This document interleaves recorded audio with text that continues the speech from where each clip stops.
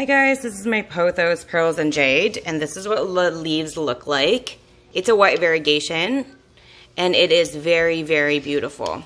So these are definitely like old leaves when I first got her. It arrived like that, so that was kind of a little sad for me.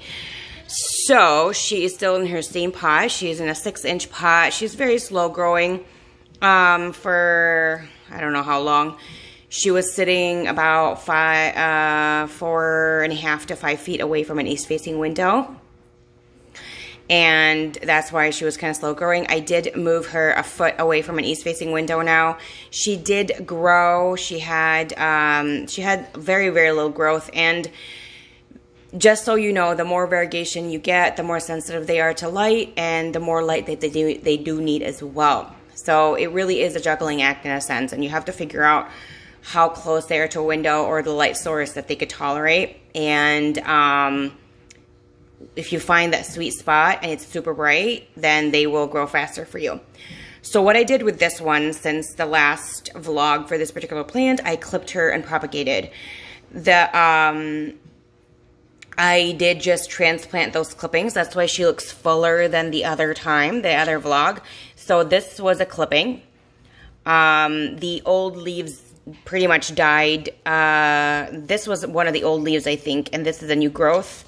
Let's see. This one, no, this one is old. I clipped it. If you could see that, I clipped that.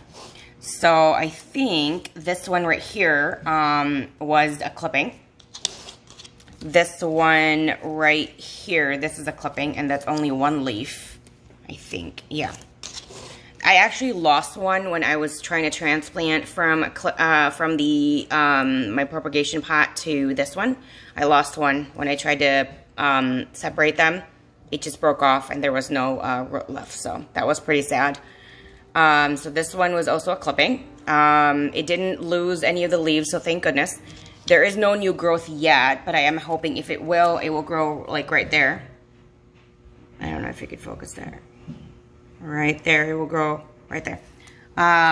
This is another one right here. This one is was a clipping, and this is the new growth from that.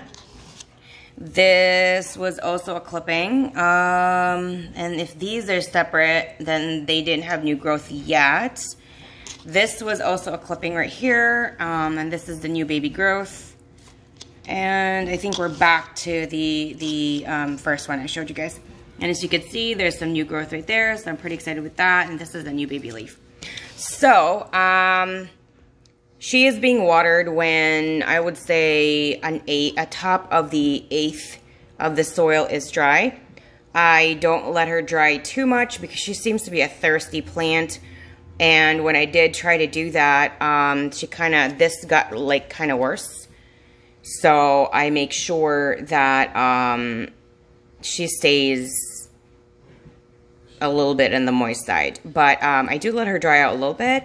A little bit would be between about the driest would be 1/8 of an inch from topsoil to bottom, and that's it. All my social media accounts are in the description section, by the way, if you're interested, and everything that I have used when this was still a rootless clipping will be in the description section as well as everything that I used during that time period and what I do use to water and what I did use to water. I did water her today.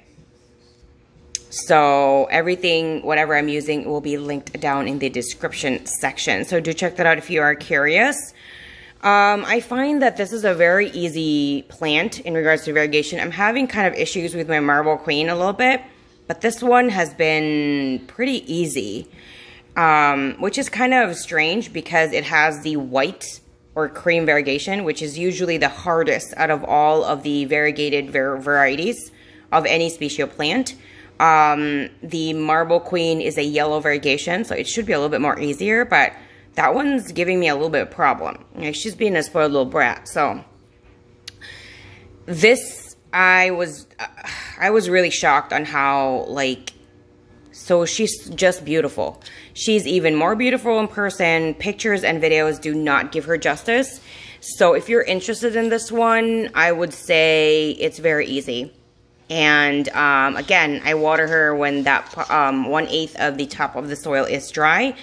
she's being watered, I would say, at least 1 to 2 weeks in between waterings. She doesn't get watered that often, but it depends also on how much water she's really ingesting. So do check that out. Don't ever have a schedule or a set date to water your plants. That will really kill your plants. And also, if you do live in 4-season weather, for me, winter and summer have kind of the same frequency, and fall and spring have the same frequency as well. And so every single season you're going to have to change. Like for spring and fall, I water less frequently. For summer and winter, I water more frequently than those 2 seasons. So here she is. And thank you guys so much for the love and support and the beautiful words. I'll see you guys again next time. Bye.